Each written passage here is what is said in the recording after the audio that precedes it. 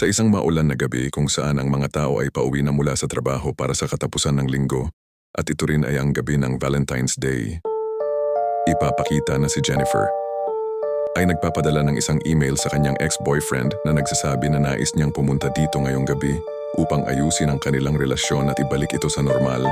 Sandali siyang natigilan at napaisip bago niya kinuha ang kanyang mga gamit upang magpunta na agad sa airport. Sa parehong gusali sa ibang palapag, isang lalaki ang ipapakita na nasa banyo na hinuhugasan ng kanyang mga kamay, ngunit nabasa ng tubig ang kanyang kasuotan at pinatuyo niya ito bago siya magtungo sa elevator na kasalukuyang pasara na sana. Kaya siya ay sumigaw sa taong nasa loob nito upang pigilan ang pinto at ipapakitang ito ay si Jennifer. Pagkatapos niyang makapasok, ay nagsimula siyang makipag-usap sa kanya habang si Jennifer ay nakikinig lang at mukhang hindi siya interesadong makipag-usap sa lalaki. Malinaw na siya ay nababato at nais na niyang lumabas. Kalaunan ay nakuha ng lalaki ang pansin ni Jennifer at tinuturo ang isang guhit sa metal wall ng elevator. Ang sketch na ito ay nagpapakita na may isang taong nakulong sa loob at habang pinagmamasdan ito ni Jennifer, ay bigla na lang huminto ang sinasakyan nilang elevator. Pareho nilang alam ang sitwasyon nila ngayon, kaya sinubukan nilang pindutin ang alarm para humingi ng tulong. Subalit hindi ito gumagana, nakita din nila ang isang kamera sa sulok at winagayway ang kanilang kamay tanda ng kailangan nila ng tulong. Ngunit tila walang sino man ng tao sa paligid at walang signal sa kanilang mga telepono. Naiinis si Jennifer dahil kung walang darating, upang matulungan sila ay kailangan nilang manatili dito hanggang sa katapusan ng linggo. At naalala niya na mayroon siyang flight ngayong gabi. Ilang sandali pa ay sinubukan nilang suriin ang itaas upang makita kung ang elevator ay may isang emergency exit, subalit napagtanto nila na wala itong anumang labasan, bagay na lalong nagpalala sa sitwasyon. Kaya malakas siyang sumigaw sa pintuan at mga dingding. Sila ay nagkaroon ng pagkakataong ipakilala ang kanilang sarili sa isa't isa. Nang sa ganitong bagay ay mas maging komportable ito kay Jennifer. Ang lalaki ay nagbigay sa kanya ng isang bote ng tubig habang si Jennifer ay nagbigay sa kanya ng ilang mga tsokolate. Kinalkula nila ang pinakamasamang posibilidad na maaaring mangyari at nalaman nila na kung magpapatuloy ang ganito ay kailangan nilang manatili dito sa loob ng halos 80 oras. Ilang sandali pa ang lumipas, si Jennifer ay nangangailangan ng magbanyo at siya ay nahihirapan na itong pigilan.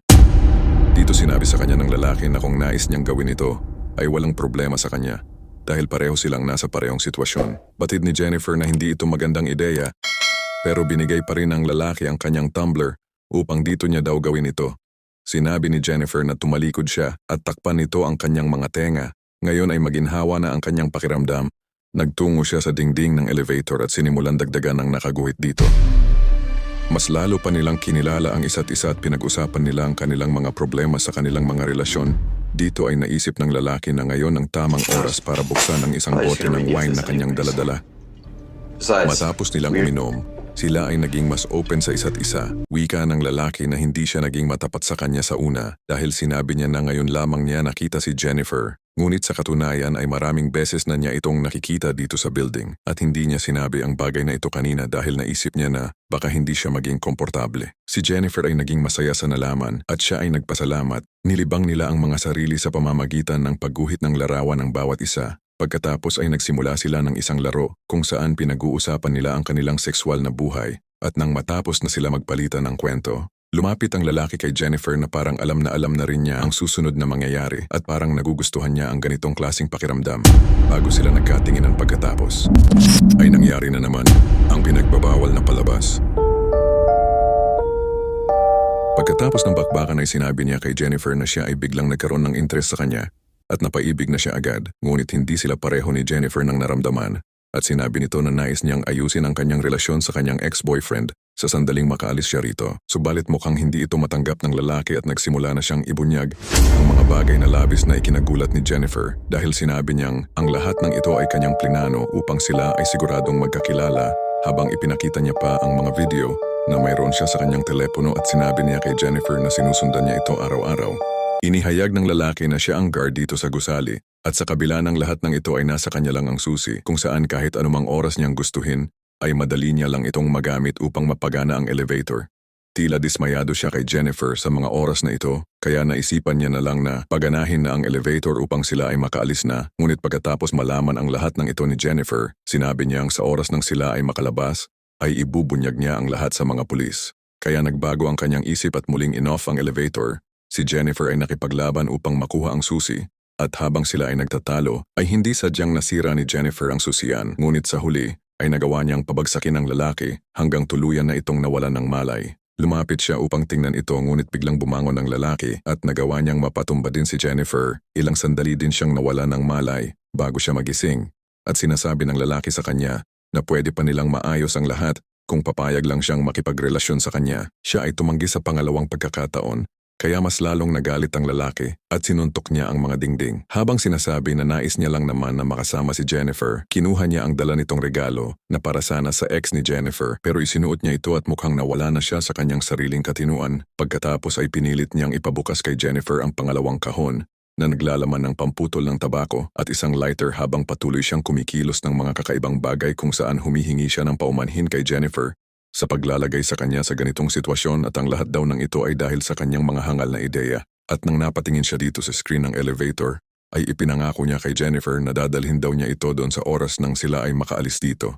Habang bigla na lang niyang naalala ang isa sa mga panel ng kisame ay walang tornilyo, kaya umakyat siya sa pader at inangat ang panel upang makalabas ngunit bigo siya dahil napakataas nito. Nagmungkahi si Jennifer na ipasan daw siya nito dahil siya na daw ang aakyat at magbabalik siya upang magdala ng tulong. Ngunit pagkatapos ay ipapakitang nagawa lang siyang utuin ni Jennifer. Ginamit niya ang hagdan upang makaakyat at maabot ang pintuan ng elevator para iligtas ang sarili. Sa parehong oras ay gumawa ng paraan ng lalaki gamit ang mga damit na kanyang ginawang lubid upang makaakyat din sa itaas. Habang si Jennifer ay kasalukuyang binubuksan na ang pintuan, ang lalaki ay tumalon sa kanya upang subukan siyang pigilan, ngunit pareha silang nahulog muli pabalik sa loob ng elevator. Nanatili silang walang malay ng ilang mga sandali, pero naunang nagising si Jennifer bago ang lalaki at napansin niya ang isang fire alarm, kaya sinisikap niyang paganahin ito sa pamamagitan ng paninigarilyo. Ngunit hindi ito gumana, kaya gumawa na lang siya ng isang maliit na apoy. Nagwala ang lalaki at tinangkang lusubin si Jennifer, pero dahil sa kanyang mga natamong sugat, ay hindi siya gaanong makakilos. Sinipa siya ni Jennifer at nabali ang kanyang ilong, saka siya itinali gamit ang lubid bago siya magtungo sa fire alarm at pinagana ito para makatawag ng tulong. Sinamantala niya ang pagkakataon para takutin ang lalaki gamit ang lighter at iba pang gamit na kanyang nakuha. At sa sobrang takot nito na baka siya ay maputulan, ay napasigaw na lang siya ng malakas. Ngunit hindi tinuloy ni Jennifer ang kanyang balak, kaya nagpasalamat sa kanya ang lalaki. Pinilit naman ni Jennifer na umamin siya habang nire-record ang buong pag-uusap bilang ebidensya at dito ay inamin niya ang lahat at ibinunyag ang kanyang tunay na pangalan na siya ay si John Deacons.